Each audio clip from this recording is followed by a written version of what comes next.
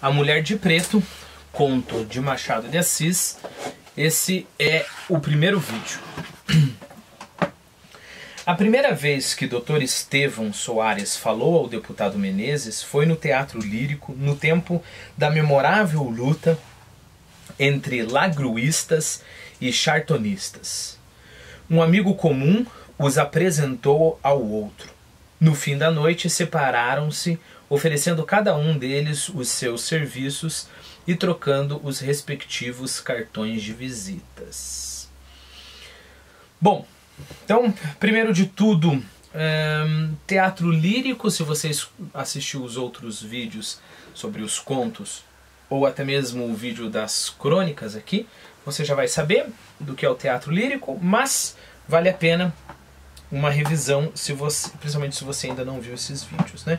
Então, o teatro lírico, na verdade, ele foi construído em 1854, na cidade do Rio de Janeiro, com o nome de Teatro Provisório. Existia um outro teatro importante, que era o Teatro São Pedro Alcântara, que acabou pegando fogo em 1851. E desde os anos 20 do século XIX, o Brasil já recebia companhias internacionais de ópera, teatro, né? Então esse Teatro São Pedro Alcântara era o teatro oficial para receber esse tipo de coisa, né? Quando ele queimou em 1851, eles construíram um teatro... desculpa, eu falei 50. Bom, eu já acerto a data aqui. Mas quando esse teatro queimou, eles construíram à pressa um outro teatro que era para ser só para quebrar um galho ali até que o Teatro São Pedro Alcântara fosse reconstruído. Então, eu falei 1954, não, 1852 o Teatro Provisório foi construído. E por que é importante? Porque ele era simplesmente o teatro mais importante do Rio de Janeiro, né? Tinha capacidade para mais de 1000 lugares, né? Então isso é bem importante. 800 lugares ali na parte central, né? E os camarotes, mais os camarotes para as senhoras e tudo mais.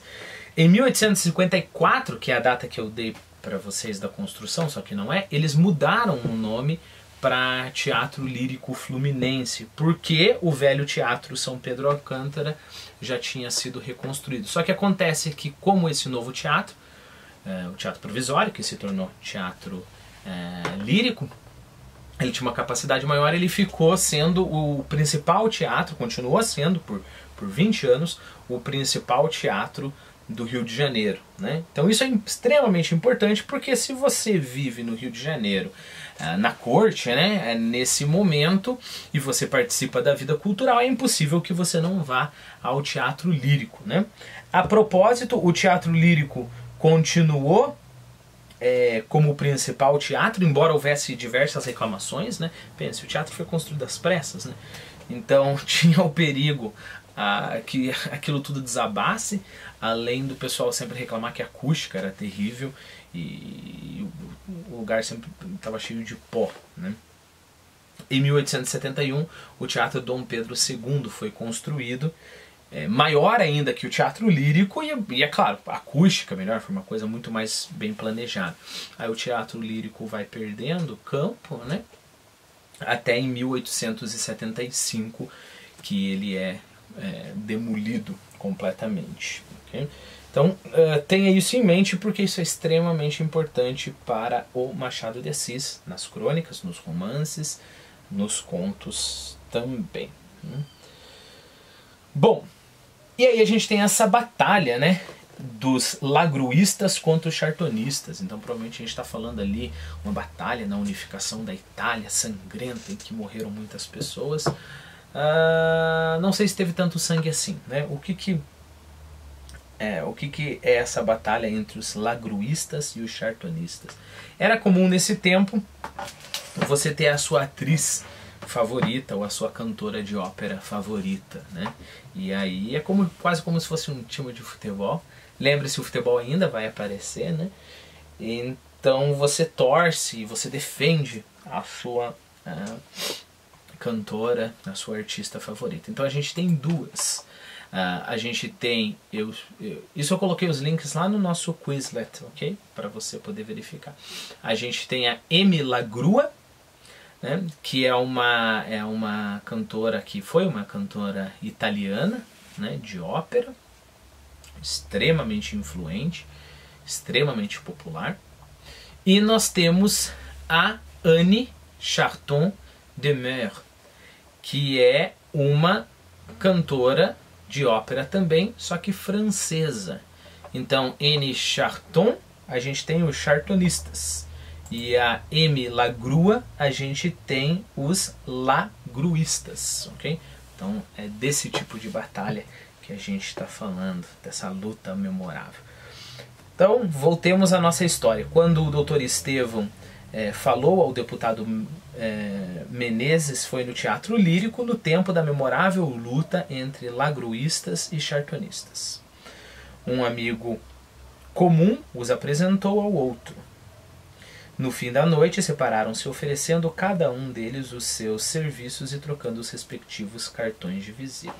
Só 2 meses depois, encontraram-se outra vez. Estevão Soares teve de ir à casa de um ministro de Estado para saber de uns papéis relativos a um parente da província. E aí encontrou o deputado Menezes, que acabava de ter uma conferência política. Houve sincero prazer em ambos, encontrando-se pela segunda vez. Menezes arrancou de Estevão a promessa de que iria à casa dele daí a poucos dias. O ministro, que é o Estevão, o Menezes, o ministro depressa despachou o jovem médico. O ministro o ministro é o cara que recebeu as 2 visitas, né? Tanto a visita do Menezes quanto a visita do Estevão. Chegando ao corredor, Estevão foi surpreendido com uma tremenda bátega d'água, que nesse momento caía e começava a alagar a rua. Bátega d'água a gente está falando quando chove a cântaros, né? Mas é interessante, porque cântaro é uma vasilha de água, pensando na expressão de onde que ela vem, né? O que é uma bátega? Bátega é um vocábulo que vem da Índia, que é uma bacia metálica. Okay? Então a gente tem aqui o exemplo de bátega de prata, okay? Ou o conteúdo dessa bacia. Então é mais ou menos chover a cântaros, é exatamente como chover a bátegas, né? Ou nesse caso uma bátega de água, só que com recipientes diferentes, né? Chegando ao corredor, Estevão foi surpreendido com uma tremenda bátega d'água, que nesse momento caía e começava a alagar a rua. O rapaz olhou a um e outro lado, a ver se passava algum veículo vazio, mas procurou inutilmente. Todos que passavam iam ocupados. Apenas à porta estava um cupê vazio à espera de alguém que o rapaz supôs ser o deputado. Bom, é claro que você sabe que nesse tempo todos os veículos são puxados por cavalos, né? Eu coloquei ali uma foto bem importante para a gente ter visualmente, né, a diferença, por exemplo, entre um coupé, que é uma coisa um pouquinho mais de alto nível, e um tilbury, que vai aparecer daqui a pouco, que é como se fosse o táxi ou o Uber daquele tempo. Só que provavelmente eles não pediam pelo aplicativo no celular. Então, coupé. Antiga carruagem fechada de tração animal, de 2 portas e geralmente 2 lugares, com o cocheiro num banco à frente. Define, mas melhor ainda você ver a imagem, né? Então estava lá o cupê vazio à espera de alguém que o rapaz supôs ser o deputado. Daí a alguns minutos desce com efeito o representante da nação e admirou-se de ver o médico ainda à porta. Que quer? Disse-lhe Estevão. A chuva impediu-me de sair. Aqui fiquei a ver se passa um tilbury. Coloquei também lá uma figura de um tilbury para você admirar e começar a sentir o clima, se sentir ali no meio do século XIX. Né? Carro de 2 rodas e 2 assentos, com capota e sem boleia, puxado por um só animal. É natural que não... Aí ele falou, né? A ver se passa um tilbury. É natural que não passe e, nesse caso, ofereço-lhe um lugar no meu cupê. Venha. Perdão, mas é um incômodo. Ora, incômodo. É um prazer. Vou deixá-lo em casa. Onde mora? Rua da Misericórdia, número... Bem, suba! Estevão hesitou um pouco, mas não podia deixar de subir sem ofender o digno homem de tão boa vontade lhe fazia um obséquio. Subiram. Mas em vez de mandar o cocheiro para a Rua da Misericórdia, o deputado gritou: João, para casa! E entrou. Estevão olhou para ele admirado. Já sei, disse-lhe Menezes. Admira-se de ver que faltei à minha palavra, mas eu desejo apenas que fique conhecendo a minha casa a fim de lá voltar quanto antes. O cupê rolava já pela rua fora, debaixo da chuva torrencial. Menezes foi o primeiro que rompeu o silêncio de alguns minutos, dizendo ao jovem amigo: espero que o romance de nossa amizade não termine no primeiro capítulo. Estevão, que já reparara nas maneiras solícitas do deputado, ficou inteiramente pasmado quando lhe ouviu falar no romance da amizade. A razão era simples. O amigo, que os havia apresentado no teatro lírico, disse no dia seguinte: Menezes é um misantropo e um cético. Não crê em nada, nem estima ninguém.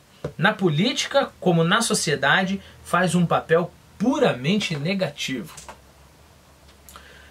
Bom, misantropo é a pessoa que odeia pessoas, né? Coloquei ali no nosso Quizlet. Aquele odeia a humanidade ou sente aversão às pessoas. Lembre-se que mis dá esse sentido, miso dá esse sentido de aversão, e antropo é homem, correto? Tanto é que a gente tem antropologia, né? Antropofagia é comer gente.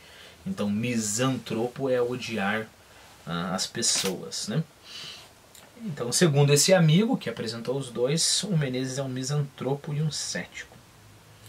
Esta era a impressão com que Estevão, apesar da simpatia que o arrastava, falou a segunda vez a Menezes. E admirava-se de tudo, das maneiras, das palavras e do tom de afeto que elas pareciam revelar. À linguagem do deputado, o jovem médico respondeu com igual franqueza. Por que acabaremos no primeiro capítulo? Perguntou ele. Um amigo não é coisa que se despreze. Acolhe-se como um presente dos deuses. Dos deuses? Disse Menezes rindo. Já vejo que é pagão. Que é deuses, não Deus, né? Alguma coisa, é verdade, mas no bom sentido, respondeu Estevão rindo também. Minha vida assemelha-se um pouco à de Ulisses. E o outro? Tem ao menos uma Ítaca, sua pátria, e uma Penélope, sua esposa? Nenhuma nem outra.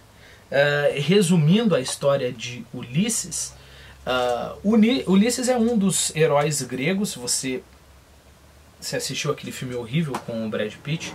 O Brad Pitt é um excelente ator, mas aquele filme Troia, você vai saber que o Aquiles é o herói mais famoso, né? Mas junto com Aquiles havia mais um herói importante, que é o Odisseu ou Ulisses, né? É o mesmo. Lembre-se que os deuses e vários heróis gregos têm dois nomes, porque a cultura grega foi assimilada pela cultura romana. Então Zeus passou a ser Júpiter, Juno passou a ser Hera, Afrodite passou a ser Vênus e assim por diante. Bom, isso não é importante, digressão da digressão, vou voltar só para a digressão. Ulisses foi um dos gregos, gregos porque não existia a Grécia, era um monte de... A Grécia, na verdade, era um monte de reinos, né? Então o Ulisses foi um desses gregos que se uniu a Agamenon para atacar Troia, né? E eu não sei se o filme, acho que o filme não fala isso, mas eles ficaram em cerco a Troia por 10 anos. E depois Ulisses, eles venceram. Ulisses decidiu, bom, agora eu vou para casa, minha mulher está me esperando, né? Já deve ter esfriado a janta, 10 anos. E ele demorou mais 10 anos para chegar em casa. E esse é o tema, isso que eu falei da Guerra de Troia, é o tema da Ilíada, que é esse livro vermelhinho aqui. E o tema do Ulisses voltando para casa é a Odisseia. A mulher de Ulisses, que ficou lá 20 anos esperando pelo cara, é a Penélope, e o reino de Ulisses é Ítaca. Lembra que eu acabei de falar que Grécia, enquanto uma unidade política, não existia. Existia vários reinos com cultura e língua parecida, né? Muito parecida. Reinos esses que se uniram para atacar Troia, né? Então Aquiles, por exemplo, eu não sei, parece que no filme, o filme é tão ruim que eu acabei bloqueando da minha mente, mas se eu não me engano, Aquiles no filme é só um guerreiro. Aquiles não, Aquiles é um rei, né? Assim como Agamenon é um rei, assim como Menelau, que é o irmão dele, é um outro rei, assim como Ulisses é um rei, cada um é o rei de uma ilha ou de uma região ali da Grécia. Bom, isso é claro que está muito fresco na mente de qualquer pessoa culta do século XIX, porque qualquer pessoa que se preze no século XIX conhece pelo menos razoavelmente a história da Ilíada e da Odisseia, né? Eu falei isso para você ficar com peso na consciência, e se você não leu, tentar ler o mais urgentemente a Ilíada e a Odisseia. Bom, e aí ele pergunta, tem ao menos uma Ítaca, sua pátria, e uma Penélope, sua esposa? Nenhuma nem outra. Então entender-nos-emo. Nós iremos nos entender, né? Eu coloquei ali no Quizlet a definição do Ulisses para você revisar isso daqui, se você não teve contato ainda com o que eu falei. Dizendo isso, o deputado voltou a cara para o outro lado, vendo a chuva que caía na vidraça da portinhola. Decorreram 2 ou 3 minutos, durante os quais Estevão teve tempo de contemplar o rosto... teve tempo de contemplar a seu gosto o companheiro de viagem. Menezes voltou-se e entrou em novo assunto. Quando o cupê entrou na rua do Lavradio, Menezes disse ao médico: moro nessa rua, estamos perto de casa. Promete-me que há de vir ver-me algumas vezes? Amanhã mesmo. Bem, como vai a sua clínica? Apenas começo, disse Estevão, trabalhando pouco, mas espero fazer alguma coisa. O seu companheiro, agora o Menezes falando, o seu companheiro na noite em que me apresentou, disse-me que o senhor é médico de muito merecimento. Tenho vontade de fazer alguma coisa. Daí a 10 minutos parava o cupê à porta de uma casa na rua do Lavradio. Apearam-se os dois e subiram. Menezes mostrou a Estevão o seu gabinete de trabalho, onde havia 2 longas estantes de livros. É a minha família, disse o deputado mostrando os livros. História, filosofia, poesia e alguns livros de política. Aqui estudo e trabalho. Quando cá vier, é aqui que o hei de receber. Estevão prometeu voltar no dia seguinte e desceu para entrar no cupê que esperava por ele, e que o levou à Rua da Misericórdia. Entrando em casa, Estevão dizia consigo: onde está a misantropia daquele homem? As maneiras de misantropos são mais rudes do que as dele. Salvo se ele, mais feliz do que Diógenes, achou em mim o homem que procurava. Bom, quando eu paro assim eu estou pensando se... Não, dá para fazer nesse vídeo ainda. Bom, coloquei lá Penélope, Ítaca, Ulisses. Então vamos lá, vamos tentar entender. As maneiras de misantropo são mais rudes do que as dele. Muito fácil de entender isso, né? Um misantropo não trata a pessoa tão bem como o Menezes me tratou. A não ser, salvo se ele, mais feliz do que Diógenes, achou em mim o homem que procurava. Então a gente pode entender, tá, a não ser que ele achou em mim o homem que procurava. Mas é interessante, mais feliz do que Diógenes, né? Bom, eu vou colocar aqui, eu vou ler para você Diógenes. Diógenes tornou-se um mendigo que habitava as ruas de Atenas, fazendo da pobreza extrema uma virtude. Disse que teria vivido num barril no lugar de uma casa. Né? E aqui que vem, existem várias anedotas em relação a respeito do Diógenes, mas uma delas é que ele perambulava pelas ruas carregando uma lamparina. Mas isso em plena luz do dia. né? Alegando estar procurando um homem honesto que fosse. Então era um jeito de criticar com uma ironia muito grande, né, toda a sociedade ateniense. Então ele saía lá: o que você está fazendo, Diógenes? Estou vendo se eu acho alguém justo, um homem que preste aqui. E passou a vida dele inteira carregando aquela lamparina, né? Uma outra anedota bem interessante sobre Diógenes é que um dia ele estava lá no barril dele, tranquilão, né? Provavelmente ia colocar umas palhas lá, estava lá deitado, e chega o Alexandre o Grande, simplesmente o cara mais poderoso de toda a humanidade naquela época, né? E aí o Diógenes deitado, tomando um solzinho, e o Alexandre o Grande para em frente ao Diógenes e fala: olha, eu ouvi da sua fama, ouvi da sua sabedoria, né? E hoje eu estou aqui para te dizer o seguinte: pede o que você quiser, o que você quiser, e eu, Alexandre o Grande, te concederei, né?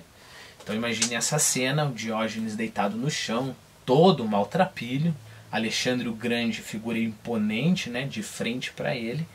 Diógenes olhou para ele e falou assim: olha, o que eu quero é que você saia da frente do meu sol, porque você está bloqueando o meu sol. Diz que Alexandre o Grande ficou tão impressionado que ele falou o seguinte: se eu não fosse o Alexandre o Grande, né, que é, claro, quem eu mais quero ser, eu queria ser Diógenes. Então, aí está um pouquinho das anedotas do Diógenes. Então, uma possibilidade que o Estevão está aventando aqui é: ele não gosta de ninguém, ele está procurando um homem justo, né? Então, como Diógenes, que estava procurando, ele encontrou, e por causa disso que ele está me tratando bem, né?